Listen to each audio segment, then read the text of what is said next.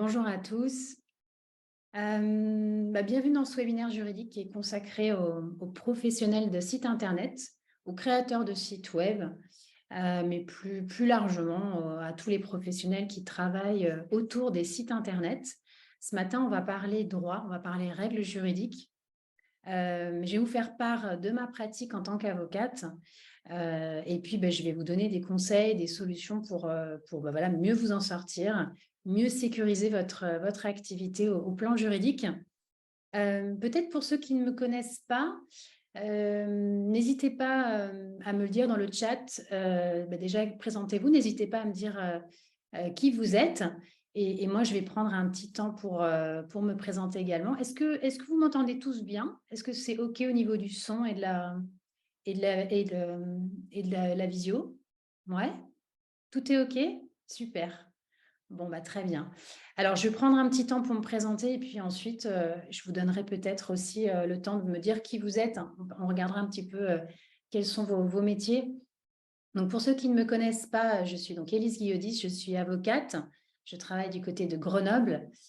J'ai fondé il y a un peu plus de 5 ans maintenant un cabinet qui s'appelle Numétique Avocat. Mon cœur d'expertise, c'est le droit du numérique, le droit des contrats et la protection des données personnelles. J'accompagne les entreprises, en particulier les petites entreprises, à mieux se sécuriser au plan juridique. Et c'est vrai que j'ai beaucoup d'agences digitales, de développeurs web, enfin, experts du web au sens large dans ma clientèle. C'est vrai que je travaille beaucoup à mieux sécuriser les activités de ces professionnels. Donc, à force de travailler avec eux, forcément, je me suis un petit peu guidée sur les problématiques autour des logiciels, des sites internet. Donc, c'est maintenant des sujets que je connais bien. Et donc, c'est la raison pour laquelle j'ai décidé de faire ce webinaire ce matin pour prendre un petit temps de 45 minutes, 1 heure, pour vraiment aller regarder un peu les risques les plus importants sur ces sujets-là. Pour terminer sur ma présentation, sur mon parcours, j'ai aussi développé un logiciel qui s'appelle Numédoc et qui permet d'obtenir des documents juridiques, donc 100% avocat, directement depuis mon site web. Donc l'idée, c'est de rendre le droit et l'avocat un petit peu plus accessible qu'il n'est traditionnellement. Et ma devise, c'est mieux vaut prévenir que guérir, surtout sur le web. Pourquoi c'est ma devise? Parce que j'ai commencé ma carrière en tant qu'avocate en contentieux. Donc, j'ai vu ce que c'était que de vivre un contentieux quand on est une petite entreprise. Et très franchement, c'est clair que voilà, j'espère tous que vous n'aurez pas à vivre des contentieux parce que c'est vraiment pas drôle. Et donc, j'ai pris la décision il y a maintenant plusieurs années de ne plus faire de contentieux et de me concentrer vraiment sur le conseil juridique et la sécurisation en amont. C'est vraiment mon objectif et mon ambition, c'est d'aider les entreprises à éviter qu'il y ait des problèmes, qu'il y ait des incendies, on va dire, et donc de vraiment s'attacher en amont à bien verrouiller, bien sécuriser les activités pour essayer de développer de manière sereine son activité. Voilà ce que je peux dire sur mon parcours et qui je suis. Peut-être avant d'aller un petit peu plus dans le contenu de cette présentation de ce matin, dites-moi, n'hésitez pas dans le chat à me dire, je vais regarder un petit peu ce que vous m'avez écrit, mais ceux qui n'ont pas encore écrit, n'hésitez pas à me dire ce que vous faites sur les sites internet, parce que c'est vrai que ce webinaire était consacré aux créateurs de sites web, mais il peut aussi concerner évidemment toutes les professionnels qui travaillent autour des sites internet. Donc, c'est les créateurs, mais c'est aussi les web designers, ceux qui font de référencement SEO, ceux qui font de la maintenance, de l'hébergement de sites. Enfin, voilà, en fait, vous êtes nombreux à avoir pas mal de casquettes et d'expertise assez riches et variées autour de sites. Il y en a beaucoup qui travaillent sur WordPress. Donc, je vois maintenance, création de site web, formatrice, conception de site. Donc, beaucoup sur WordPress, je vois. Freelance, alors c'est vrai que vous êtes pas mal en freelance. Il y en a certains aussi qui travaillent en agence. Donc, en fait, peu importe finalement votre casquette d'entrepreneur, que vous soyez freelance, en auto-entreprise, que vous ayez une société, finalement, ce que je vais vous dire va vous concerner. Donc, peu importe finalement votre statut. Bon, c'est parfait, c'est très bien. Donc, je vois un peu tout ce que vous faites et ouais, ça correspond bien aux personnes dont je m'attendais en fait, qui allait participer ce matin. Je pense on est pas mal. Donc, peut-être avant de commencer sur les dangers juridiques, parlons de sérénité juridique. Est-ce que la sérénité juridique, ça vous parle? Alors, j'imagine que si vous m'écoutez ce matin, c'est que ça doit quand même vous parler et que vous êtes, je pense, un peu conscient du fait qu'il y a des dangers juridiques importants sur le web, surtout quand on est un professionnel du web. Mais c'est vrai, Cyrielle, vous avez raison, je vais te tutoyer, mais non, je vais vous voyer parce que je ne crois pas qu'on se connaisse, Cyrielle. C'est flou, en fait, la notion de sérénité juridique, de sécurité juridique. On peut se tutoyer. Ok, bah super. Donc, c'est vrai que c'est vrai que c'est souvent pour les personnes que j'accompagne ou qui m'écoutent un sujet. Alors, soit le droit, c'est synonyme de stress, ça angoisse, on a peur voilà, de faire des erreurs, de se prendre une sanction de la CNIL ou de la DGCCRF, bref. Et puis, il y a en effet ceux pour qui c'est le brouillard complètement, le droit, parce que c'est compliqué, clairement, il y a beaucoup de réglementations, beaucoup de règles à connaître. Et puis, il y a aussi dans les personnes avec qui j'échange, il y a ceux qui me disent, bon, ouais, mais finalement, est-ce que vraiment on risque quelque chose? Donc, il y a aussi une partie des gens que je rencontre qui ont tendance à minimiser les dangers juridiques, à se dire, ouais, bah, finalement, je suis une petite entreprise, je ne dois pas risquer grand-chose. Et bah, en fait, ils se trompent, ces gens-là, parce que non, non, les dangers juridiques sont importants. Moi, je le constate dans ma pratique. Et quand on est un expert du web, les dangers juridiques sont encore plus forts parce qu'en fait, il y a les dangers juridiques classiques, impayés, clients mécontents, etc. Mais quand on travaille sur le web, bah, il y a des dangers qui sont spécifiques au web qui peuvent aussi arriver. Et donc, bah, c'est cela d'ailleurs qu'on va regarder un petit peu ce matin. Mais c'est vrai que quand on est freelance, par exemple, ou quand on est agence digitale, bah, anticiper les dangers juridiques, bah, c'est pas un sujet qu'on fait très bien. Souvent, on a envie de se concentrer sur le développement de son chiffre d'affaires. Et puis, on se dit, bon, moi, le droit, la sécurité juridique, on verra ça plus tard. Et pourtant, en fait, c'est bien d'anticiper et éviter justement, pour éviter qu'il y ait des problèmes ensuite. Donc, alors c'est clair que là, l'idée de ce matin, c'est pas de faire un inventaire de toutes les règles et tous les problèmes juridiques qui peuvent arriver. C'est pas l'objet parce que sinon, on serait là pendant 6 mois. L'objectif, c'est peut-être de faire un temps sur les dangers juridiques les plus forts pour les experts en site web. Et finalement, si on parle de ces dangers juridiques les plus forts, bah moi, j'ai envie de faire le lien avec ma pratique d'avocate et de me dire, bah, dans ma pratique du quotidien, bah, finalement, quels sont les top 3, si je fais un top 3 des risques les plus forts, les plus importants, au sens ceux qui peuvent coûter les plus cher, hein. En fait, c'est ça. Parce que quand on est patron d'une entreprise, bah, il faut qu'on raisonne en mode gestion du risque. L'objectif, c'est peut-être pas d'être parfait, d'être conforme sur tout, mais de se dire, OK, quels sont les points sur lesquels il faut que j'aille prioritairement agir pour mieux sécuriser mon business, parce que c'est là où potentiellement, s'il y a un problème, bah, ça peut-être couler ma boîte ou vraiment me mettre en grande difficulté. Donc là, l'idée de ce matin, c'est vraiment de faire un focus sur, bah, de mon point de vue, les risques les plus forts au niveau juridique quand on est un expert du web, quand on est un professionnel en création de site web. Alors, ceux que j'ai inventoriés, hein, c'est le litige client sur ce qui a été fait ou pas fait. On va regarder ça en détail. On regardera aussi le numéro 2 que j'ai mis, violation de la propriété intellectuelle. C'est un sujet sur lequel vous n'êtes pas toujours très à l'aise. Et pourtant, c'est un sujet qui peut coûter, voilà, ça peut, en termes de dommages et intérêts ou de sanctions pénales, on peut vite monter. Donc, voilà, c'est un sujet dont je vais prendre un temps pour qu'on puisse expliquer comment ça peut se concrétiser. Et puis, on parlera aussi en troisième, dans le top 3, c'est un incontournable, hein, clairement, la non-conformité RGPD. Mais peut-être que là aussi, il y aura peut-être des choses que je vais vous apprendre, parce que souvent, quand on est un expert du web, on pense case à cocher, politique de confidentialité, mais en fait, ce n'est pas de ça dont je vais vous parler au niveau de la non-conformité RGPD. Alors, bien sûr, je vais vous parler du top 3 des risques, mais je vais aussi, et surtout parce que c'est quand même mon rôle, vous parler des solutions. Parce que moi, mon dada, c'est de vous dire qu'il ne faut pas voir forcément le droit comme un danger, comme une contrainte, comme un problème, mais de voir le droit plutôt comme une solution. Et de s'en servir, de servir du droit, l'utiliser de bonne manière, évidemment, de la bonne manière pour vraiment gagner en sécurité juridique. Donc, ce matin, par rapport à ces top 3, ce top 3 des risques juridiques, c'est aussi de vous donner des solutions concrètes de ma pratique pour mieux sécuriser vos activités.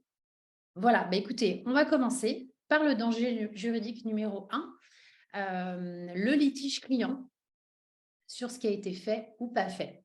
Alors bon, ça, je pense que ça vous parle tous.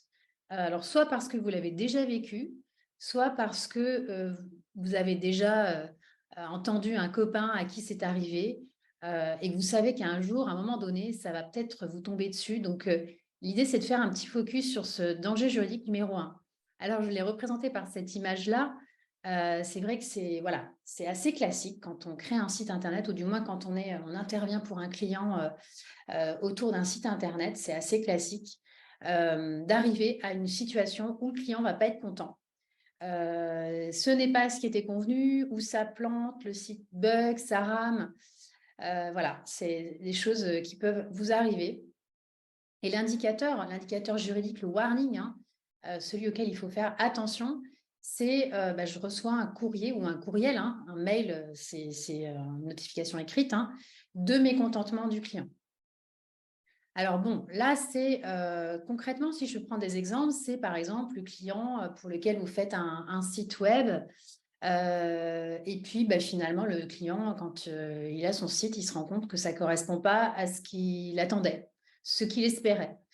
Alors là, il y a peut-être aussi, c'est souvent ça, je constate, il y a souvent un problème de communication au démarrage du projet entre le client et son besoin, en fait. Qu'est-ce qu'il a envie comme site internet? Est-ce qu'il veut un site sur mesure? Est-ce qu'il veut quelque chose de très design, de très spécifique? Voilà, quelle est son intention? Quelle est son expression de besoin? Quel est son, on va dire, son niveau d'exigence, parce qu'il y a des clients qui sont super exigeants, par exemple en design, en responsive design, et d'autres un peu moins.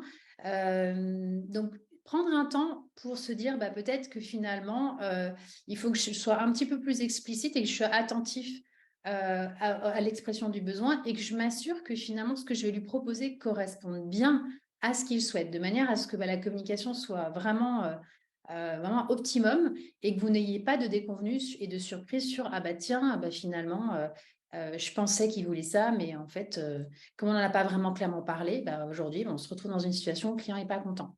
Ça vise aussi la situation du projet qui est bien défini au départ. Et puis, en cours de projet, ça c'est assez classique, le besoin du client va évoluer. En fait, il n'avait pas pensé à ça, et puis au fil de l'eau, il va dire « Ah, mais oui, ça peut être génial de le rajouter, hop, hop, hop. » Donc, on va rajouter des fonctionnalités, une API, des pages, etc. Sans que pour autant, ça a été bien cadré. Donc, cette évolution a été bien cadrée par l'envoi d'un devis complémentaire qui va acter cette prestation complémentaire. Et du coup, au final, on va livrer quelque chose. Il va y avoir un mécontentement et on ne sait plus finalement qu'est-ce qui était prévu de développer ou pas. Donc ça peut être, ça peut aboutir à des contentieux, en fait, à des mécontentements au départ, et puis à des déceptions, et puis ça peut aller jusqu'à un contentieux. Concrètement, qu'est-ce qu'on risque? C'est un impayé. Un client qui n'est pas content, il peut décider de ne pas vous payer en totalité. Donc souvent, en général, vous demandez un acompte quand vous démarrez le projet de site web. Mais si le client n'est pas content et que vous n'avez pas demandé des paiements réguliers, il peut tout à fait considérer finalement, il n'a pas à vous payer la totalité. Il peut aussi, ça arrive dans certains cas, décider que finalement, le projet, il n'a plus envie de le mener jusqu'au bout avec vous. Donc, il va résilier le projet pour faute de votre part, pour manquement, parce qu'il a considéré que finalement, vous n'aviez pas respecté vos engagements contractuels. Donc, ça peut être compliqué. Alors, je lis vos questions. Ce que je vous propose, c'est qu'on les prenne à la fin du webinaire, qu'on prenne un temps pour vos questions et que je puisse y répondre. Donc, n'hésitez pas à les poser, mais l'idée, c'est qu'après, je les reprenne un petit peu dans l'ordre pour voir comment je peux y répondre. Autre risque que vous pouvez aussi avoir s'il y a un mécontentement du client, c'est une action en responsabilité. Le client n'est pas content et il considère qu'il subit un préjudice. Par exemple, il devait lancer son e-commerce le mois prochain, et puis finalement, le projet ne se passe pas du tout bien. Et puis, finalement, il ne va pas pouvoir lancer ses ventes comme il aurait voulu. Perte de chiffre d'affaires, action en responsabilité. C'est des choses assez classiques aussi qu'on peut voir dans les dossiers. Donc, en fait, les risques, ils sont quand même pas négligeables. Hein, donc, il ne faut pas les minimiser. Alors, quelle solution par rapport à ce risque numéro 1? Quelle solution concrète je peux vous conseiller pour faire face à un mécontentement du client? Alors déjà, si vous recevez un courrier de réclamation ou un mail de réclamation, déjà, il faut savoir réagir. Il faut savoir réagir, ça veut dire qu'il ne faut pas réagir n'importe comment. Déjà, il faut se dire que quand vous recevez un mail de mécontentement ou un courrier, c'est que vous êtes potentiellement sur une phase de précontentieux. Donc, ça pourrait aboutir à quelque chose, à un incendie, on va dire. Donc, l'idée, c'est vraiment d'essayer de l'éteindre au maximum, donc de savoir réagir. Donc, si vous recevez un écrit d'un courrier d'un client, le réflexe, c'est d'y répondre systématiquement.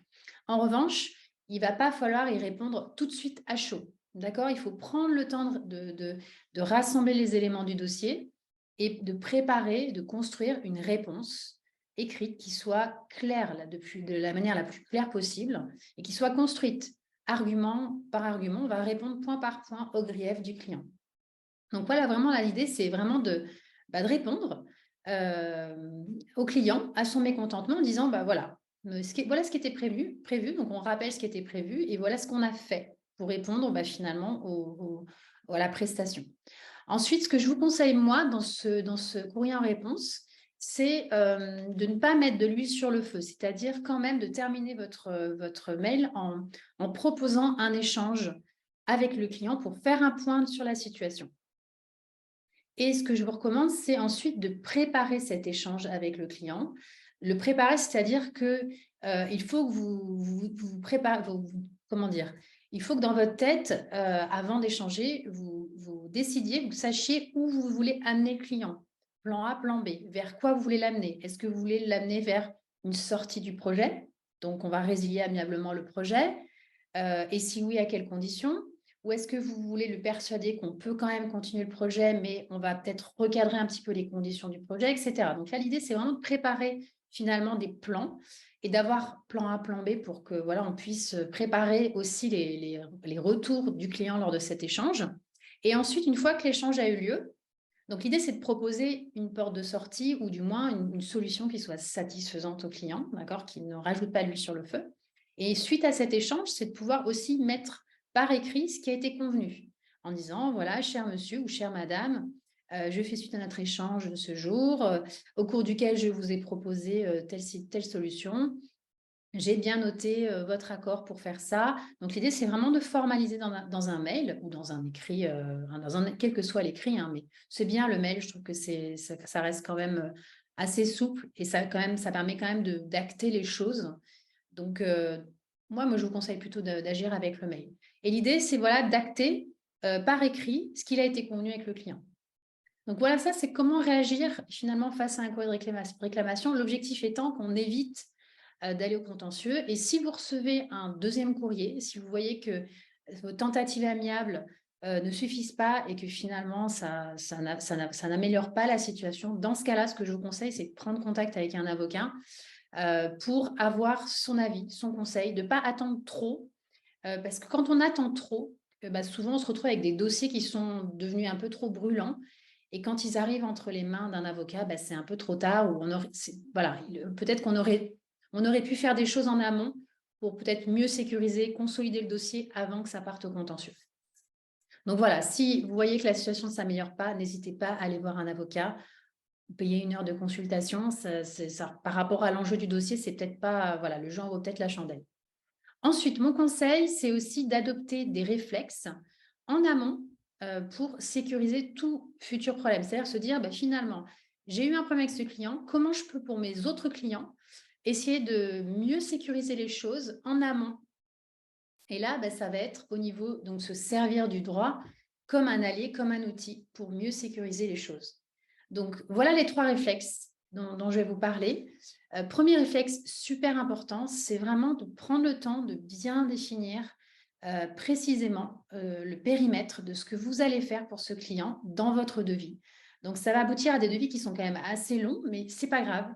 L'objectif, c'est que dans votre devis, vous précisiez bien ce que vous allez faire. Ce qui veut dire qu'à contrario, ce qui n'est pas mis dans le devis, bah, vous n'y êtes pas tenu. Ou alors, si vous sentez que ce n'est pas forcément super clair, bah, dans ce cas-là, mettez-le dans le devis, que ça, c'est à la charge du client, ou non inclus tel et tel sujet.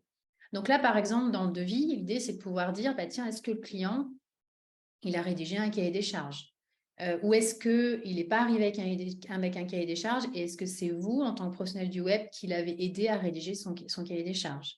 Dans le devis, c'est aussi de dire, bah voilà, je vais peut-être faire un site à partir de tel CMS. J'ai vu WordPress, donc précisez bien dans votre devis que vous allez créer un site à partir d'un CMS qui s'appelle WordPress, qui est un outil open source. Parce que le client, lui, il n'est pas professionnel du web, des sites web. En général, vos clients, ils connaissent rien à ces sujets. Donc, l'idée, c'est vraiment de faire preuve aussi d'information, de pédagogie, et donc de préciser dans votre devis à partir de quel outil vous allez créer son site. Et puis, c'est aussi peut-être, c'est pas forcément peut-être, c'est aussi lister les extensions, les plugins, les API que vous allez installer sur le site. Parce qu'il y a c'est important de pouvoir avoir l'accord du client sur les différentes extensions. Il faut que vous en ayez parlé avec lui. Si vous, par exemple, je ne sais pas, vous utilisez un constructeur de pages, bah, mettez-le comme Elementor. Mettez que vous allez faire construire les pages à partir d'Elementor. En revanche, si vous voyez que le client il veut vraiment un site sur mesure, il veut vraiment un thème, bah, voilà, bah, vous allez lui proposer un thème sur mesure. Donc, vous voyez, en fonction des besoins du client, bah, vous n'allez pas forcément proposer la même chose. Et du coup, les exigences de personnalisation et de sur mesure du client seront peut-être pas possibles à satisfaire selon ce qu'il aura souscrit dans le devis. Donc, vous voyez, c'est important dans votre devis de bien préciser ce que vous allez faire, le nombre de pages. Est-ce que votre devis inclut la maintenance? Voilà. L'idée, c'est vraiment d'être précis sur ce que vous allez faire. Sur la maintenance, on peut aussi préciser dans le devis si vous faites de la maintenance. Est-ce que je suis sur la maintenance préventive? Est-ce que je suis sur la maintenance corrective? Est-ce que mon forfait de maintenance inclut de la maintenance évolutive? Donc, l'idée, c'est vraiment de préciser, si par exemple vous proposez un forfait fixe, un prix fixe par mois, de bien préciser ce que ça inclut et ce que ça n'inclut pas. Et s'il y a des choses qui ne sont pas incluses, de préciser du coup que ça vient en plus. Préciser aussi les conditions financières associées. Vous voyez, c'est vraiment être clair là-dessus sur ce devis-là. Ensuite, ce qu'il faudrait, c'est que votre devis il renvoie systématiquement à des conditions générales. Donc, que votre devis soit vraiment indissociable de conditions générales. Donc, le contrat, en fait, c'est le devis plus les conditions générales. Et dans ces conditions générales, il va falloir que vous précisiez votre niveau d'engagement juridique. C'est dans les conditions générales qu'on va fixer les règles juridiques propres à vos engagements. Est-ce que vous êtes tenu à une obligation de moyens? Est-ce que vous êtes tenu à une obligation de résultat? Si oui, sur quels aspects? Au niveau de la sécurité, quels sont vos engagements? Par exemple, je ne sais pas, vous reprenez un site en maintenance que vous n'avez pas vous-même créé et vous reprenez le site, vous voyez qu'en fait, il y a des plugins qui n'ont pas été mis à jour depuis je ne sais pas combien de temps. Bon, est-ce que vous n'allez pas exclure votre engagement de responsabilité au niveau de la sécurité? Parce qu'un site qui n'a pas été maintenu et que vous reprenez en maintenance, ça peut potentiellement être à risque pour vous en termes de sécurité. Donc voilà, c'est tous ces aspects-là qu'il va falloir préciser dans vos conditions générales. Dans vos conditions générales, il y a aussi une clause qui est super importante, qui est celle relative à votre responsabilité. L'idée, c'est que dans cette clause-là, vous précisiez bien que vous ne serez responsable que pour les dommages directs. Il faut impérativement exclure les dommages indirects. Les dommages indirects du client, c'est par exemple la perte de chiffre d'affaires. L'exemple que je citais tout à l'heure pour un e-commerce qui n'aurait pas démarré dans les temps qui étaient prévus. Donc ça, c'est du préjudice indirect. Donc ça, c'est bien de l'exclure parce que potentiellement, ça peut être des préjudices qui peuvent coûter très cher d'une certaine manière. Donc, c'est bien de les exclure de votre champ de responsabilité. On peut aussi parler de la perte d'image. Je ne sais pas moi, un site qui est hacké, ça peut entacher l'image et le sérieux, la notoriété de l'éditeur du site. Donc, c'est des préjudices qui peuvent coûter un peu cher. Donc, c'est bien de les exclure dans votre clause de responsabilité. Prévoir également un plafond maximum. Donc, par exemple, en général, on prévoit que le plafond de responsabilité Donc, maximum, c'est-à-dire que la somme en dessus de laquelle on ne pourra pas rechercher votre responsabilité, en général, on la fixe au montant de la prestation, donc au montant du projet. Après, ça peut se négocier, mais il faut toujours, moi, c'est ce que je vous conseille, prévoir un plafond de responsabilité dans vos conditions générales. Et puis, troisième réflexe, on peut d'ailleurs le fixer dans les conditions générales. Moi, c'est quelque chose que je rédige, formaliser par écrit les étapes de réalisation d'un site. Donc, c'est étape 1, rédaction du cahier des charges, donc définition de l'expression du besoin du client. Étape 2, je vais concevoir le site. Donc, c'est tout ce qui est le web design, éventuellement, est-ce qu'il y a une maquette graphique, etc. Étape 3, on va développer le site, l'intégrer. Ensuite, il y a l'étape de recette. Et puis, inviter évidemment le client à signer un PV de recette de manière à ce que vous ayez une validation du travail que vous avez fait. Et puis, l'étape finale, c'est la mise en production du site. Donc, c'est bien de formaliser ces étapes. Et puis aussi, je trouve que dans la relation avec le client, de lui dire au départ qu'il y aura ces étapes-là et pourquoi pas formaliser par mail chaque étape. C'est-à-dire qu'à la fin de chaque étape, on dit, voilà, il y a cette étape-là qui a été terminée. Là, c'est à vous de valider le travail que j'ai fait, lui rappeler qu'il n'a pas 6 mois pour le faire, donc cadrer aussi les temps de retour du client, parce que le client, souvent, il oublie qu'en fait, un projet de création de site, c'est un projet collaboratif au cours duquel il doit quand même collaborer, valider un certain nombre de choses, apporter du contenu. Donc là, l'idée, c'est aussi peut-être de lui rappeler et de l'informer du fait qu'il a un vrai rôle à jouer et que s'il ne joue pas son rôle, vous, ça peut vous mettre en difficulté ou ça peut impacter peut-être les délais auxquels vous êtes engagé. Donc voilà les 3 réflexes qu'on peut avoir pour mieux sécuriser la relation avec son client et éviter du coup un contentieux, un mécontentement du client. Voilà ce qu'on peut dire sur le risque numéro 1. J'avance parce que je vois l'heure qui passe. Danger juridique numéro 2, dans mon top 3, la violation de propriété intellectuelle. Alors là, ça vise concrètement, par exemple, il pourrait y avoir plein d'exemples qu'on pourrait citer. Ça peut viser, par exemple, le client pour lequel vous allez créer un logo ou une charte graphique. Et puis, donc vous êtes rémunéré pour cette prestation. Et puis, en fait, le client va recevoir quelque temps après une lettre de mise en demeure d'un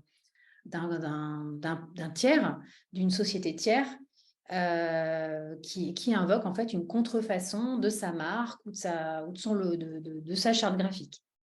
Donc là, ça peut mettre potentiellement le client en grande difficulté parce que souvent, ces lettres de mise en demeure donc demande à la personne de cesser toute utilisation de la marque ou du signe qui est contrefait. Donc, ça veut dire que ça peut impacter grandement en fait l'activité de votre client.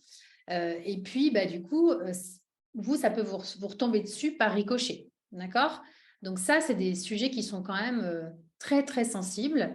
Et puis, il faut aussi se rappeler, alors, pour ceux qui travaillent sur WordPress, il faut quand même rappeler que quand on utilise WordPress, quand on installe des plugins ou des extensions, il y a une licence attachée qui est la licence GNU-GPL, qui est imposée par WordPress sur le logiciel socle et sur toutes les extensions et les plugins qui sont en principe utilisés. Donc, il faut faire attention de respecter les termes, en fait, les conditions de cette licence quand on crée des sites Internet. Et puis, il faut rappeler aussi cette licence à votre client. Il faut bien lui rappeler parce que lui, comme je vous le disais tout à l'heure, ce n'est pas un expert en site WordPress, en site tout court. Donc, si vous ne lui dites pas les choses, il ne peut pas le deviner. Donc, faut lui rappeler les choses et faire attention justement aussi, comme je disais par exemple sur l'exemple du logo, aux créations antérieures. Alors, qu'est-ce qu'on risque concrètement en matière de propriété intellectuelle? On risque, les risques sont forts en fait. Comme je vous disais, une action contrefaçon, c'est en général l'action qui va être intentée contre votre client, voire contre vous, si ce que vous avez créé viole les droits d'un tiers. D'accord? Donc, c'est une infraction pénale qui peut quand même, qui est passible d'une amende qui peut aller jusqu'à 300 000 € et 3 ans d'emprisonnement. Donc, ce n'est pas neutre. En général, il y a une action en concurrence déloyale qui est souvent, c'est un peu le corollaire de l'action en contrefaçon. Donc, souvent, quand vous recevez une assignation, c'est souvent les deux fondements juridiques sur lesquels les avocats jouent, hein, pour demander des dommages et intérêts et demander l'interdiction d'utilisation. Et puis, au-delà de ces actions en justice, eh bien, ça peut impacter aussi le projet client, hein, donc résiliation du projet pour faute. Et également, ça peut aussi impacter votre responsabilité puisque le client peut se retourner contre vous et agir en responsabilité. Donc, comment on se protège? Quelles solutions concrètement on peut mettre en place pour éviter ce risque juridique de propriété intellectuelle? Alors, si vous recevez ou si votre client reçoit un courrier de réclamation, contrairement à ce que je disais tout à l'heure, où vous pouvez y répondre quand vous recevez un mécontentement du client sur qu'est-ce qui a été fait, pas fait, où là, vous pouvez commencer à répondre directement. Là, mon conseil sur ces sujets-là, c'est d'éviter d'y répondre vous-même. C'est des sujets qui sont quand même très, très juridiques et très sensibles. Et mon conseil, c'est d'aller voir tout de suite un avocat pour prendre conseil, en fait, pour voir qu'est-ce qu'il vous recommande de faire ou pas faire, soit vous, soit votre client. Enfin, tout dépend de la situation. Mais voilà, si jamais vous êtes face à un problème de contrefaçon ou de concurrence déloyale, allez voir un avocat et surtout un avocat spécialisé en propriété intellectuelle et non pas, par exemple, un avocat qui fait du divorce, du droit immobilier, parce que, alors, en général, ce n'est pas leur domaine de prédilection. Donc, allez voir quelqu'un qui est spécialisé dans ces domaines-là. Au-delà du courrier de réclamation, quels sont les réflexes qu'on peut finalement aussi mettre en place en amont pour mieux sécuriser et éviter que ce type de problème arrive à l'avenir? Alors, du coup, c'est aussi, premier réflexe, comme ça recoupe ce que je vous disais tout à l'heure, c'est vraiment faire preuve de transparence par rapport au client et l'informer en amont, avant le lancement du projet. Eh bien, si vous utilisez WordPress, du fait que vous utilisez un CMS qui est sous licence open source, que donc ça veut dire quoi? Ça veut dire que concrètement, la partie logicielle de son site ne sera pas un site propriétaire en fait. Il ne sera pas propriétaire de la partie logicielle de son site. D'accord? Il pourra éventuellement être propriétaire de ses contenus, de sa charte graphique, de son logo. Mais par exemple, si vous utilisez un thème, si ce n'est pas un thème sur mesure, il faut aussi lui faire comprendre qu'il n'y aura peut-être pas de propriété intellectuelle, il n'y en aura certainement pas sur les éléments graphiques de son site internet. Si aussi vous créez un logo pour un client, par exemple, l'idée, c'est lui dire, voilà, je vais créer un logo, mais par contre, je ne fais pas de recherche d'antériorité, c'est-à-dire que je ne vais pas aller regarder si ce que je vous crée, en fait, existe déjà ou peut éventuellement concurrencer une entreprise tiers. Faites peut-être ce travail vous-même. Donc, invitez votre client à faire ce travail lui-même avec peut-être l'aide d'un conseil en propriété intellectuelle. Moi, je vous conseille de ne pas le faire parce que c'est quand même un sujet assez sensible, mais de lui dire que vous ne le faites pas, de manière à ce qu'il n'y ait pas d'ambiguïté ou de mauvaise surprise ensuite. Que le client ne pense pas, parce que vous ne l'en avez pas parlé, que quand vous avez créé un logo, que vous fassiez aussi la recherche d'antériorité qui était associée. Parce que ça ne va vraiment pas de soi. Et ensuite, lui demander s'il souhaite récupérer la propriété de cette création de logo, par exemple.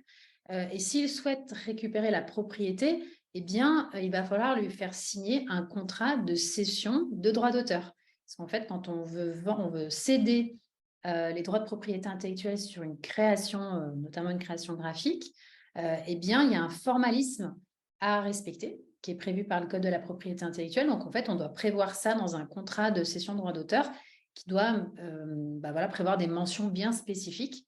Donc, une ligne sur votre devis cession des droits d'auteur, par exemple, ne va pas suffire. En fait, il faut vraiment viser l'œuvre en question, il faut définir les droits, il faut définir aussi une rémunération associée. Donc, il y a tout un formalisme.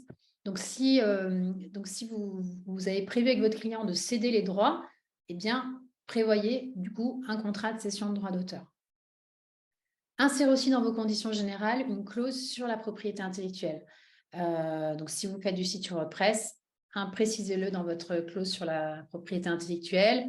Précisez, moi je vous conseille aussi sur les créations graphiques de dire que par défaut, vous restez propriétaire de ce que vous créez pour votre client et que en fait, votre client il a une licence d'utilisation qui est gratuite et perpétuelle. Et s'il veut récupérer la propriété intellectuelle de ce que vous avez créé pour lui, et dans ce cas-là, vous en discutez avec lui et vous pouvez en effet lui faire signer un contrat de cession de droit d'auteur. Mais ça se fait au cas par cas.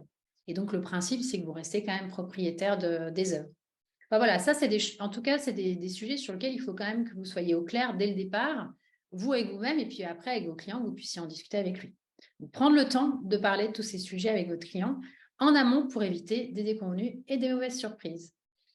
Top 3, je continue sur le top 3 avec le danger juridique numéro 3, la non-conformité RGPD de l'expert en site internet. Alors, peut-être un petit rappel rapide. Vous savez tous ce que c'est que le RGPD. Vous savez que ça concerne la protection des données personnelles. Je rappelle quand même ce que c'est qu'une donnée personnelle pour que ce soit bien clair dans l'esprit de tous. Une donnée personnelle, c'est toute information qui se rapporte à un individu. Vous, moi, cet individu soit, que ce soit des données qui se rapportent à sa vie professionnelle ou personnelle, hein, d'accord? Et c'est toute information qui permet d'identifier directement ou indirectement. Donc, concrètement, les données personnelles, ça donne quoi? C'est par exemple le nom, le prénom de la personne, ça peut être son adresse mail, ça peut être son téléphone, sa photo, des infos sur sa vie personnelle, son identifiant en ligne, ça peut être une adresse IP, des logs de connexion, donc en fait, des données personnelles. Quand vous créez un site, ou du moins quand vous assurez par exemple la maintenance du site internet, par exemple, vous pouvez être amené à finalement en manipuler pas mal. Alors, par rapport à ces données personnelles, qu'est-ce que nous dit le RGPD? Le RGPD nous dit qu'en fait, il y a 2 acteurs qui doivent protéger ces données personnelles et donc respecter le RGPD. Le premier acteur, c'est le responsable de traitement. Donc, le responsable de traitement, c'est l'acteur qui est un peu le chef d'orchestre, le donneur d'ordre. C'est celui qui définit, qui détermine les finalités, c'est-à-dire les objectifs pour lesquels on va collecter des données personnelles. Donc, c'est à peu près, ça équivaut au maître d'ouvrage, on va dire, hein. Donc, concrètement, dans un projet de site web, c'est votre client, le responsable de traitement. Et le deuxième acteur qui est concerné, qui doit respecter la réglementation, c'est le sous-traitant, c'est-à-dire l'acteur qui va être amené à accéder ou faire des traitements sur des données personnelles pour le compte d'un responsable de traitement. Donc, c'est celui qui va traiter, c'est celui qui va agir sur des données personnelles ou celui qui va potentiellement accéder à des données personnelles. C'est le maître d'œuvre, d'accord? Ce que nous dit le RGPD, c'est que les 2 acteurs ont une responsabilité conjointe par rapport à la protection des données personnelles. Alors, si je veux mettre ça dans un petit graphique pour essayer de vous aider à mieux comprendre les choses, donc vous voyez au milieu, j'ai mis le site du client. Ça, c'est le site de votre client. Le client, c'est qui? C'est l'éditeur du site, d'accord? C'est aussi, d'un point de vue RGPD, le responsable de traitement, d'accord? Et donc, à droite, vous avez les personnes que le RGPD veut protéger, hein, les personnes qui naviguent sur le site de votre client. C'est les personnes concernées. Donc, c'est les personnes qui vont naviguer sur le site, qui vont s'inscrire à la newsletter, qui vont contacter votre client par le formulaire de contact, etc. D'accord? Donc, le client, donc l'éditeur du site, lui, il a des obligations RGPD.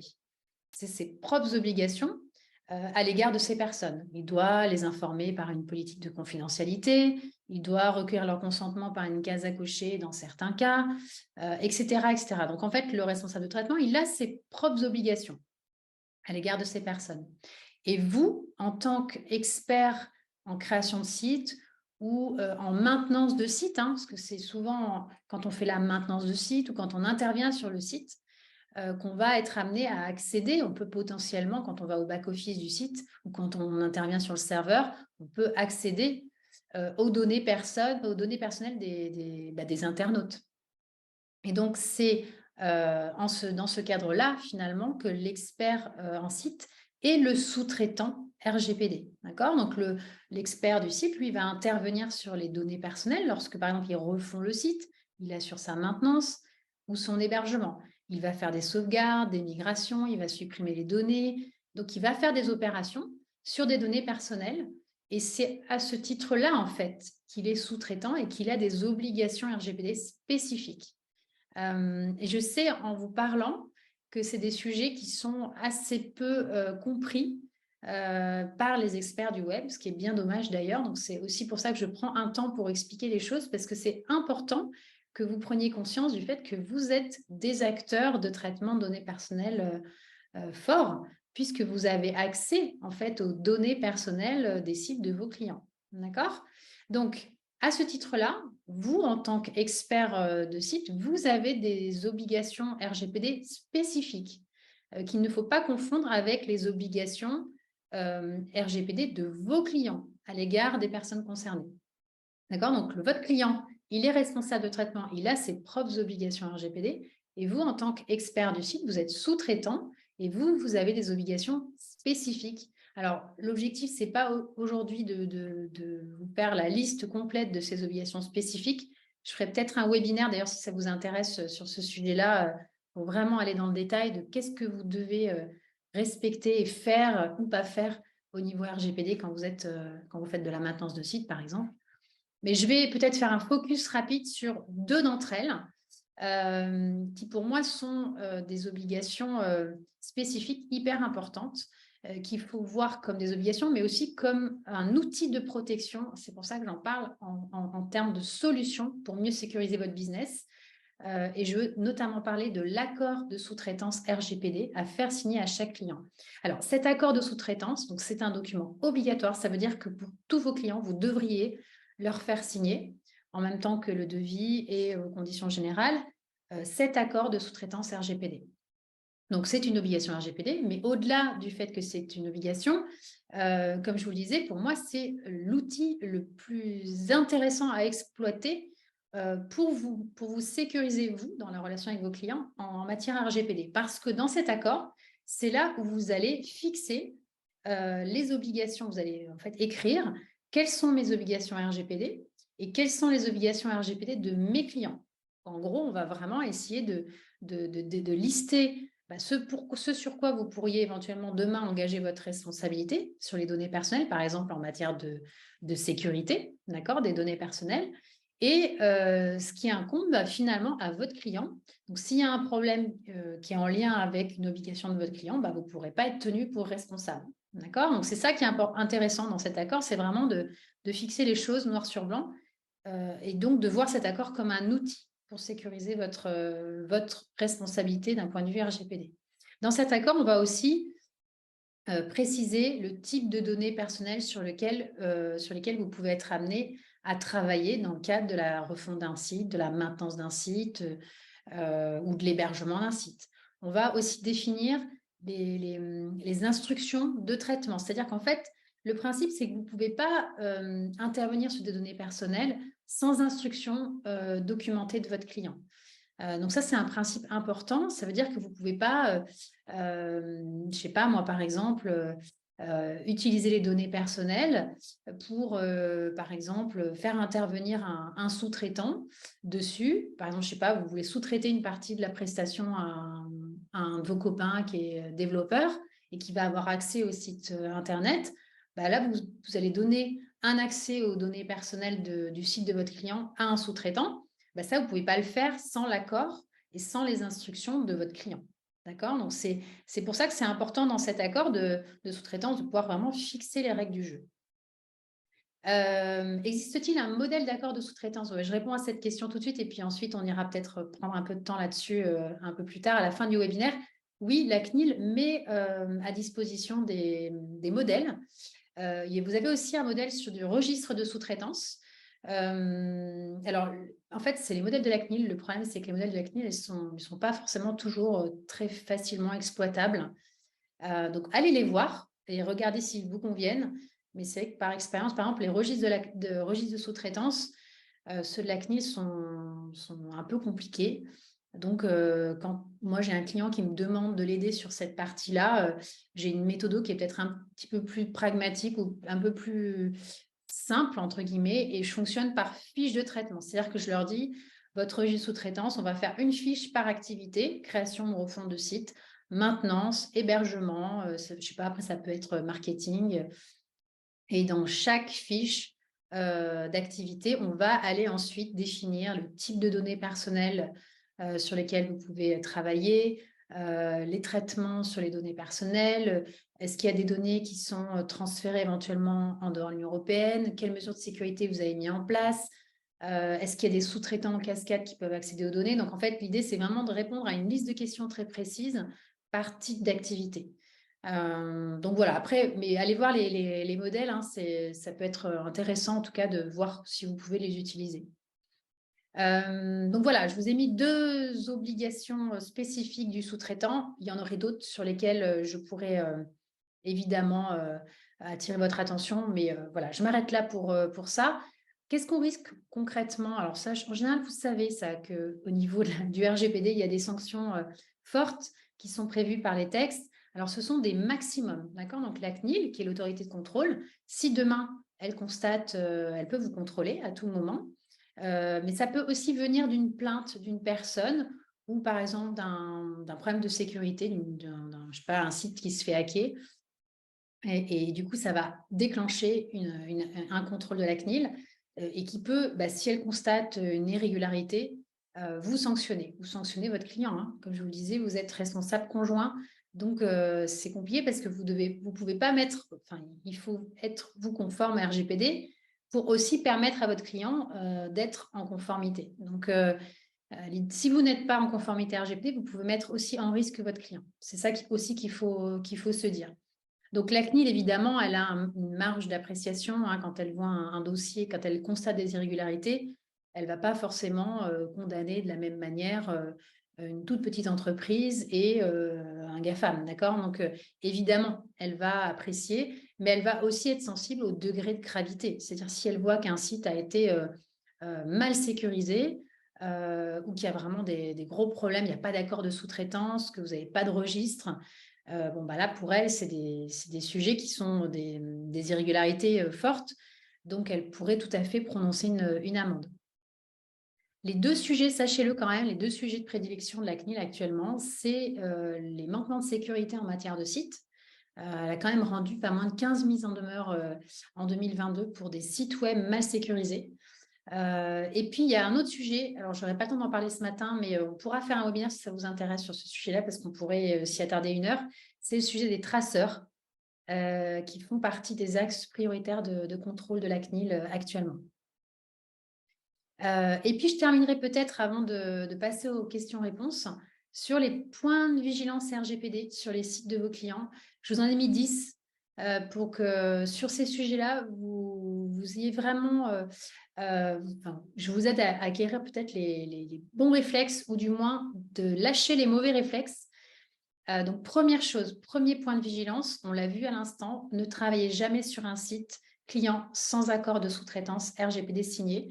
Donc, si vous n'avez pas ce fameux accord de sous-traitance, eh bien, c'est peut-être une des prochaines actions qu'il va falloir mettre en place de votre côté à l'issue du webinaire, c'est vous doter de cet accord de sous-traitance. Deuxième point de vigilance, je voulais vous parler de reCAPTCHA. Je vois trop souvent des sites sur lesquels le webmaster ou le développeur a installé du reCAPTCHA par défaut sur un formulaire de contact. En fait, reCAPTCHA donc, est une solution de Google et en fait, Google capte des données personnelles à cet endroit-là et on ne sait pas bien, on sait qu'il y a des données qui sont transférées en dehors de l'Union européenne, hein, qui vont sur les serveurs de Google. On ne sait pas exactement quelles sont les données, à quelle fin Google les réutilise. Mais tout ça pour vous dire que ce n'est pas en conformité avec le RGPD. La CNIL n'a pas rendu de décision officielle sur reCAPTCHA, mais on sait que c'est dans le collimateur de la CNIL. Donc, vous, en tant que créateur de site, votre rôle, c'est de ne pas installer ce type de solution par défaut pour vos clients. Si votre client vous le demande, ok, mettez-le en l'avertissant du fait qu'il y a peut-être un point de non-conformité RGPD. Il y a des solutions, je sais qu'il existe des solutions techniques alternatives. Donc, peut-être aller voir s'il n'existe pas des solutions alternatives qui sont un petit peu plus conformes RGPD. Autre sujet qui concerne Google, c'est mon 3e point de vigilance. N'installez pas Google Analytics et encore moins par défaut sur les sites de vos clients. Vous savez certainement que la CNIL a rendu une décision l'année dernière de non-conformité de Google Analytics. Et même si votre client vous le demande, ne l'installez pas parce que si vous l'installez alors que vous savez que ce n'est pas conforme, vous pouvez engager votre responsabilité.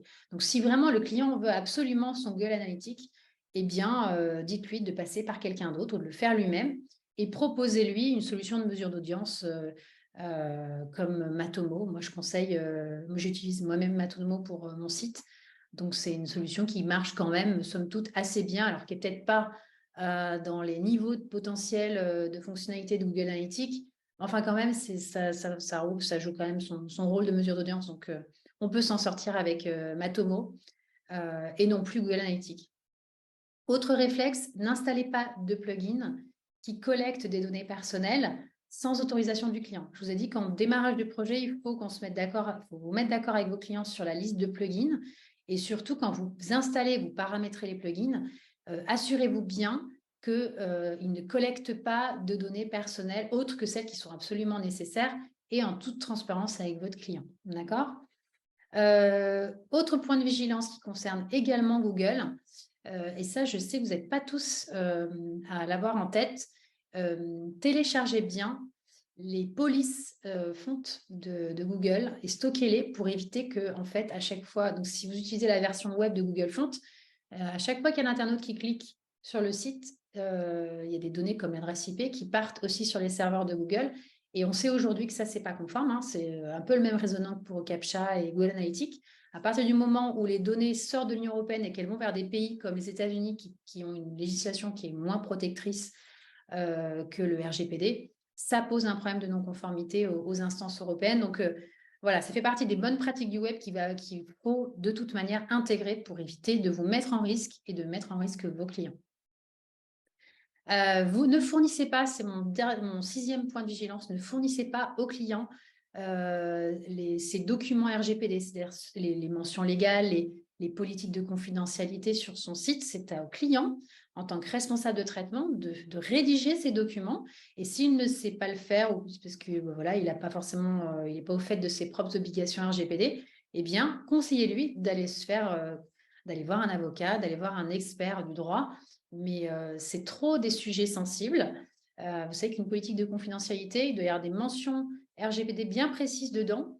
Donc, si vous commencez à lui fournir des mentions qui sont incomplètes, qui ne correspondent pas finalement au traitement de données personnelles du client, ça risque de mettre en risque votre client et vous mettre en risque. Donc, il vaut mieux ne rien faire à cet endroit, à ce moment-là, à ce niveau-là, pardon, vous-même, et conseiller à votre client de passer par un expert juridique ou un expert RGPD. Même logique, ce n'est pas à vous de dire où est-ce qu'il faut mettre telle mention sur le site internet pour le RGPD. Est-ce qu'il faut une case à cocher pour recueillir le consentement du client? Ça, c'est des questions que doit se poser le client par rapport à sa casquette de responsable de traitement. C'est lui qui détermine les finalités de traitement de données personnelles. Donc, c'est à lui de se dire, est-ce qu'à cet endroit-là, par rapport à ce que je veux faire des données, j'ai besoin d'un consentement express et préalable de mes internautes ou de mes clients. Donc, votre rôle en tant qu'expert du web, c'est d'intégrer techniquement, de mettre la case à cocher, de mettre le bouton « J'accepte », mais c'est à votre client de vous donner ses instructions à ce niveau-là par rapport à la question de savoir s'il faut une case à cocher, 2 cases, quelle mention il faut mettre, etc. Faites attention aussi par rapport à, je pense notamment aux sauvegardes, si vous faites des sauvegardes, faites attention à ce qu'il n'y ait pas de transfert de données personnelles du site internet vers des solutions étrangères. Donc, utilisez bien des solutions 100% françaises, 100% européennes, voire suisses. Là, il n'y a pas de problème non plus. Mais toutes les solutions de type Amazon Web Services, Microsoft, Google, évitez absolument parce que du coup, on se retrouve dans la même configuration de non-conformité des lois américaines, notamment. Donc, ça vous met en difficulté et ça peut potentiellement mettre en difficulté votre client. Et puis, je n'ai pas parlé très peu parlé, mais il y a des règles de sécurité importantes quand on crée un site Internet, quand on maintient un site. La CNIL et l'ANSSI, l'Agence nationale de sécurité des systèmes d'information, ont communiquent, ont mis en place des guides, des recommandations, c'est-à-dire à destination des développeurs de sites, et vous demandent en fait, liste en fait les mesures de sécurité minimum qu'il faut mettre en place sur les sites web. Donc, si vous n'êtes pas trop au fait de ces sujets de sécurité, je vous invite vraiment à aller regarder notamment ce que communique la CNIL en matière de mesures de sécurité sur les sites web pour vous assurer qu'il n'y a pas trop de trous dans la raquette par rapport à ce que vous faites en termes de site web. Je m'arrête là parce qu'il reste 5 minutes. Et ce que je vous propose, du coup, c'est de vous écouter. Alors, dans le chat, n'hésitez pas à me poser vos questions. Je vais regarder aussi un petit peu les questions que vous avez posées jusqu'à présent pour que je puisse y répondre du mieux possible. Alors, je vais les prendre peut-être dans l'ordre. Et puis, n'hésitez pas à rajouter les vôtres, sachant que si je n'ai pas le temps de répondre à tout le monde, n'hésitez pas à me contacter par mail. Voilà, je réponds à toutes les personnes qui me contactent, il n'y a aucun problème. Donc, s'il y a une question ou un sujet que je n'ai pas abordé aujourd'hui, qui vous êtes resté un peu sur votre faim, n'hésitez pas à me contacter pour qu'on puisse en parler ensemble. Alors, les questions. Les questions, je vais les prendre dans le chat. Combien coûte la rédaction aux normes juridiques dont vous parlez, des cahiers des charges, CGU, etc. Alors, vous voulez parler peut-être, Damien, d'une rédaction par un avocat des documents à faire signer à vos clients. Est-ce que c'est ça? Donc, si c'est ça, ça veut dire qu'est-ce que vous devez faire signer à vos clients? C'est un devis, d'accord, des conditions générales, éventuellement des conditions particulières pour ceux qui font de la maintenance de site, l'hébergement, qui ont une palette de services autour des sites assez riches. En général, les conditions générales suffisent pas toujours, donc je conseille des conditions particulières spécifiques à certaines activités, comme par exemple l'hébergement de sites web. Et puis, il y a le fameux accord de sous-traitance RGPD dont j'ai parlé. Donc voilà, il y a toute cette documentation à faire signer. Moi, mes tarifs, je n'ai pas de tarifs standards par rapport à la rédaction de ces documents. En fait, plus les activités sont variées, plus mes tarifs vont varier aussi.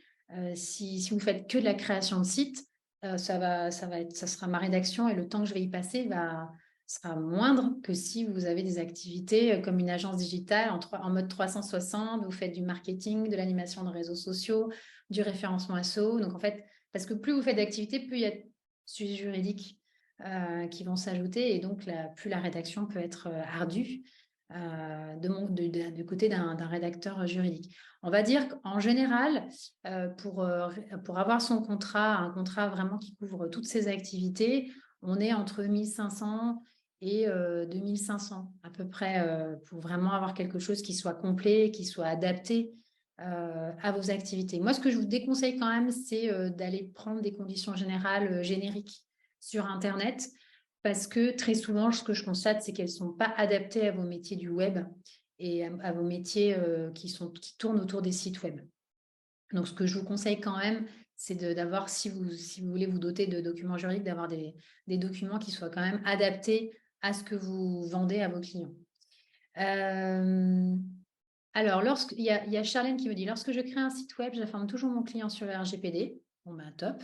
Parfois, le client insiste pour installer Google Analytics. Je sais bien que les clients, des fois, sont insistants sur ce sujet-là. Mais comme il n'est pas RGPD, je refuse de le faire, mais il ajoute lui-même. C'est exactement ça. Vous avez raison, Charlène, c'est un bon réflexe. C'est ce que je vous ai dit.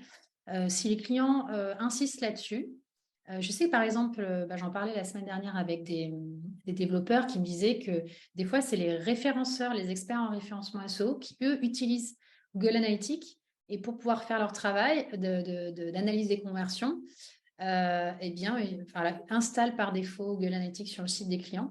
Voilà, mon conseil, c'est de dire, vous voulez le faire, ok, mais ce ne sera pas moi qui vais le faire pour vous, quoi. Comment se protéger? Faites un mail au client pour dire j'ai bien noté votre souhait d'installer Google Analytics sur votre site. Néanmoins, je vous rappelle que cette solution a fait l'objet d'une décision de non-conformité de la CNIL. Par conséquent, si vous l'installez, ce sera une violation du RGPD. Voilà.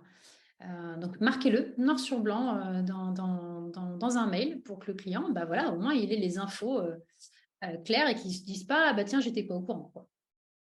Existe-t-il un modèle d'accord de sous-traitance? On l'a vu. Est-ce que les outils de sauvegarde font partie des plugins qui collectent des données personnelles? Bah oui. Enfin, ce n'est pas un plugin. Je ne sais pas si c'est un plugin, mais je ne pense pas. En fait, c'est un outil souvent que vous installez sur le site et qui va permettre de sauvegarder le site et donc toutes les données personnelles que contient le site. Donc, quand vous faites des sauvegardes, évidemment, c'est une activité de traitement de données personnelles. Donc, si vous faites une sauvegarde dans un cloud en France, par exemple sur des serveurs OVH ou de Switch, bon, bah ok, pas de problème, c'est plutôt bien d'ailleurs de faire des sauvegardes. D'ailleurs, ça fait partie des engagements de sécurité que vous devriez avoir. En revanche, faites attention, comme je vous le disais, aux solutions de sauvegarde étrangères où là, du coup, on se retrouve sur des données qui partent, on ne sait pas où sur la planète, où là, ça peut poser des gros problèmes. Cyrielle, parfois on découvre des plugins en cours de projet, tout à fait. On se rend compte qu'un autre plugin serait plus efficace. Est-ce possible de changer cette liste de plugins en cours de projet? Tout à fait. Moi, je pense que, en tout cas, si vous êtes si vous suivez le client sur le long cours, par exemple dans le cas d'une maintenance ou dans le cas de la refonte d'un site, si vous voyez que des sites anciennement installés sont plus maintenus, typiquement ceux-là, il faut attendre, enfin se dire, au bout de 3 mois, si vous voyez que le plugin, il n'y a plus de mise à jour qui est proposée, soyez force de proposition. Dites à votre client, voilà, celui-ci, faudrait peut-être le changer. Je vais vous en proposer un autre. Alors, des fois, c'est un surcoût pour le client, mais au moins, vous êtes dans votre devoir de conseil, de veille aussi. Vous vérifiez si les plugins sont toujours adaptés et vous proposez des nouvelles solutions plus adaptées, peut-être plus sécurisantes d'un point de vue protection des données. Qu'est-ce qu'on a comme autre question? Antoine, le fait de chiffrer les sauvegardes est-il une solution par rapport à RGPD?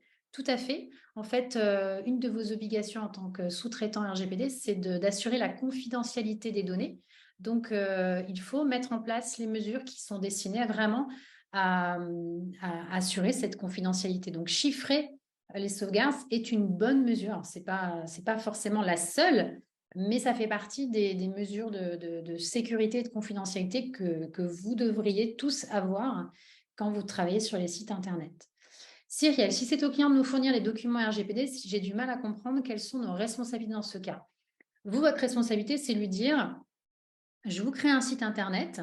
Votre site Internet peut être amené à collecter des données personnelles. Si je vous fais un formulaire de contact, un champ abonnez-vous à la newsletter, le site va capter des données personnelles. Donc, rappelez à votre client que si le site capte des données personnelles, il doit respecter le RGPD en tant que responsable de traitement. Donc, il doit se doter de documents d'information RGPD, éventuellement peut-être recueillir le consentement.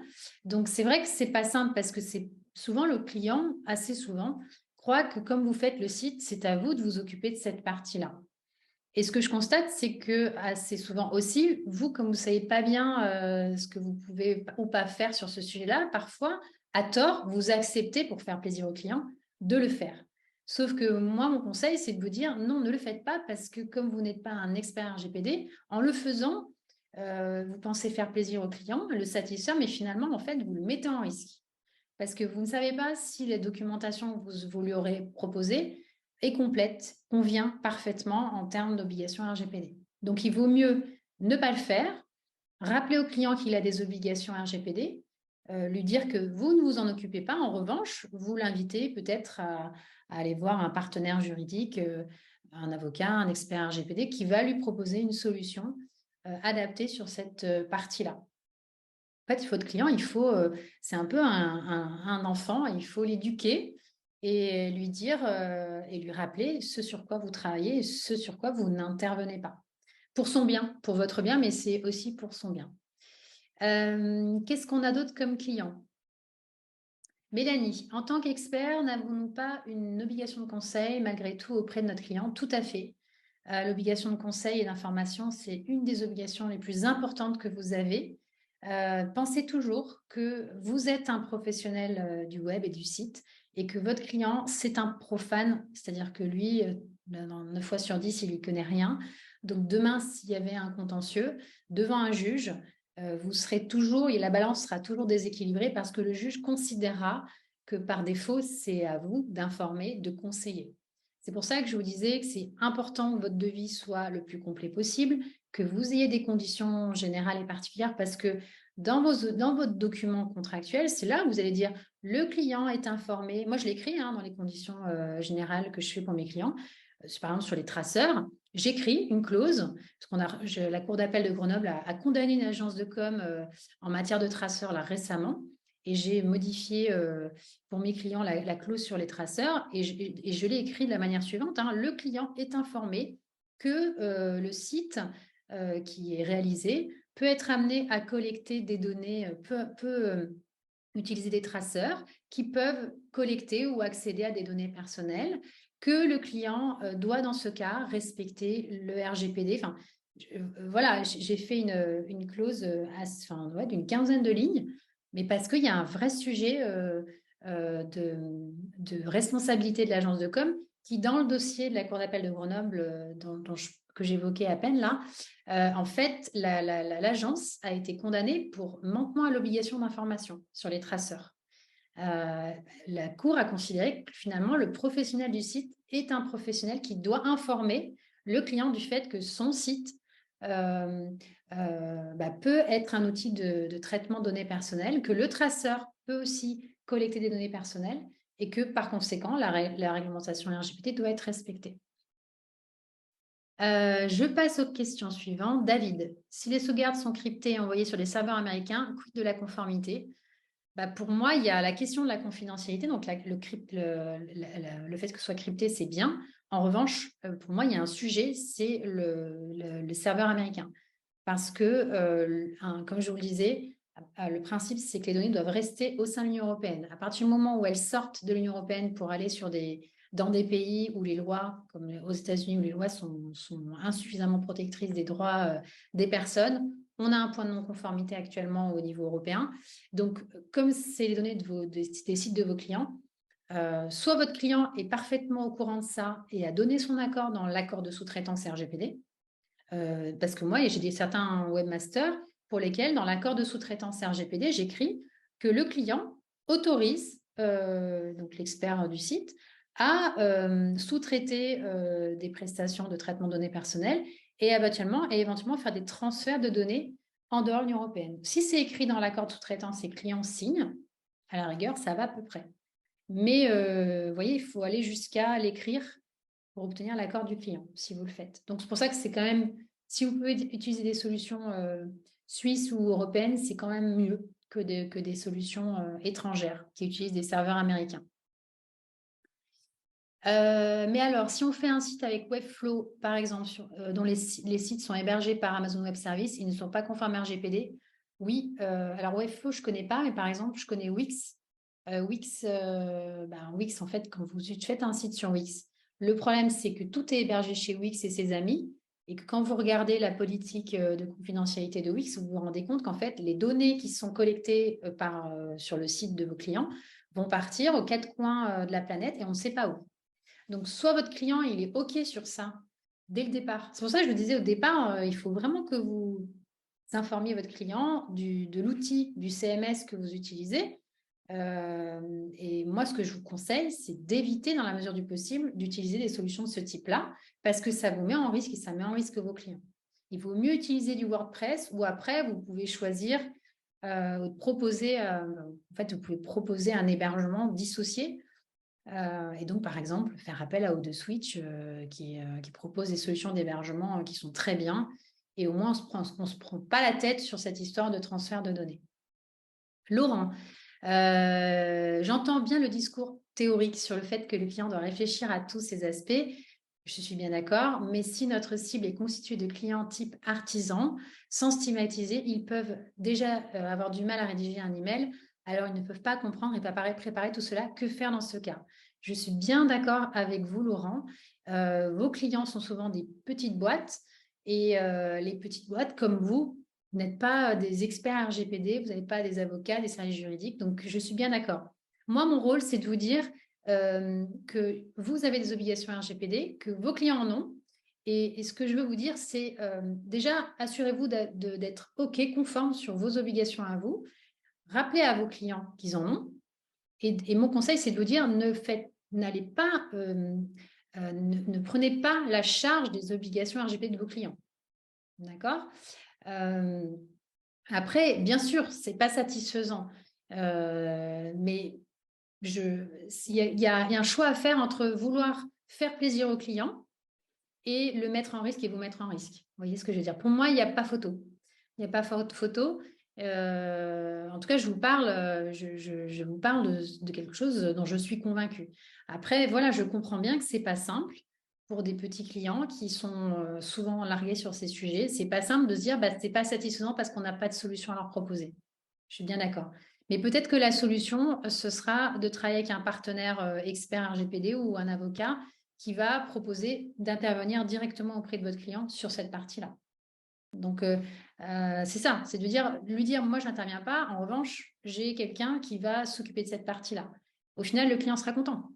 Voilà, donc c'est peut-être comme ça qu'il faut voir les choses et travailler. Elsa me dit, concernant l'accord de sous-traitance RGPD à faire signer au client, comment faire dans le cas d'une prestation qui est déjà terminée? C'est trop tard. À partir du moment où le contrat est terminé, alors sauf si vous avez le client en maintenance, si vous avez le client en maintenance, bon, bah là, vous pouvez lui faire signer l'accord de sous-traitance RGPD, d'accord? À la date anniversaire ou en cours de contrat, pas de problème. Mais si le contrat est terminé, c'est-à-dire que c'est un client pour lequel vous ne travaillez plus, c'est trop tard pour lui. Cyrielle, faut-il refaire ces documents à chaque nouveau site pour un même service? Non, moi, ce que je vous conseille plutôt, c'est d'avoir une documentation contractuelle. Moi, ce que je fais, c'est que je conseille des devis types, des conditions générales et particulières qui englobent toutes vos prestations possibles, création de site, maintenance, communication, hébergement, enfin, tout ce que vous faites.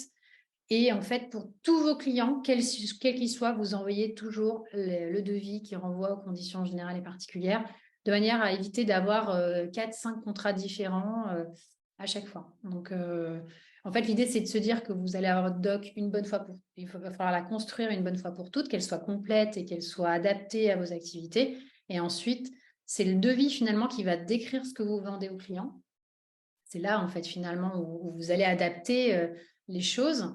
Moi, avec mes clients, je leur construis des modèles types, c'est-à-dire pour la création d'un site web, je vais leur prévoir un devis avec un peu comme sur étagère, quoi, des blocs où ils vont aller piocher. Bon, bah voilà, je leur vends du CMS WordPress, type de plugin. Est-ce que je fais du paramétrage de traceur? Est-ce que je fais de la formation WordPress? Voilà. Et l'idée, c'est ensuite de pouvoir de préciser dans le devis ce que vous allez faire ou pas faire. Je sais pas si j'espère que j'ai répondu à votre question, que c'est à peu près clair. Barbara, j'ai du mal à voir sur quel service on peut faire des sauvegardes d'un site. Bah, la maintenance, si vous faites de la maintenance préventive, par exemple, bah, vous allez très certainement, dans le cadre de votre maintenance préventive, proposer des sauvegardes. Et puis même en termes de, quand vous faites de la création de site, vous êtes en pré-prod, souvent, c'est quand même bien d'avoir mis en place un système de sauvegarde. Donc voilà, typiquement, on fait assez souvent des sauvegardes quand on intervient sur un site. Antoine, Infomaniac le propose en Suisse, sinon il y a des hébergeurs français qui le proposent, tout à fait. Vous pouvez aussi mettre en place vos propres solutions via un serveur, à vous, une solution de type Synology. Absolument, Antoine. Donc voilà, les solutions existent, hein, il n'en manque pas. Donc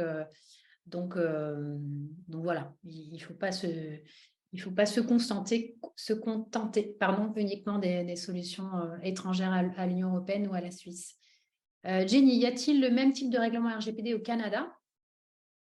Alors, sur le Canada, je ne sais plus si... Parce qu'en fait, il y a certains pays, alors, comme la Suisse, qui ont des législations différentes que le RGPD, mais qui ont des législations qui sont jugées comme équivalentes en termes de niveau de protection au RGPD.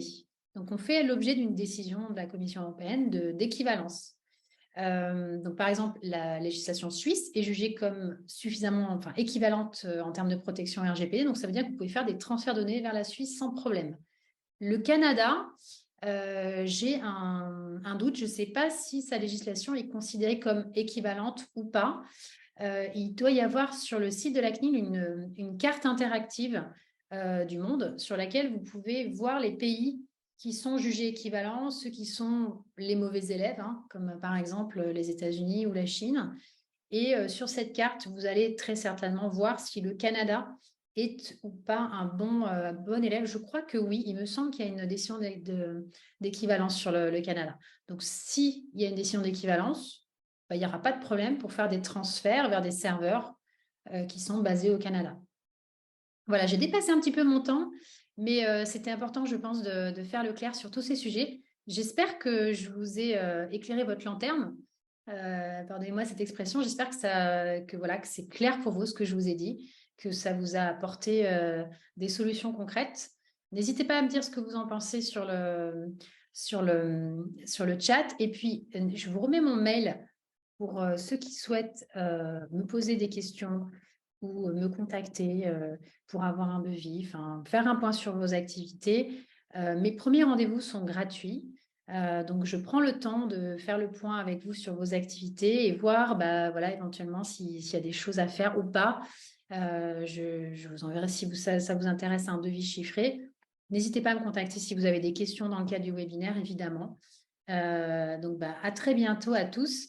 Et puis peut-être que je referai des webinaires comme cela, notamment sur le sujet RGPD, parce que j'ai vu qu'il y avait quand même beaucoup de questions sur ce sujet. Donc peut-être que je reviendrai un petit peu plus en détail sur cet aspect. Eh bien, écoutez, à très bientôt et bonne fin de journée à tous. Au revoir.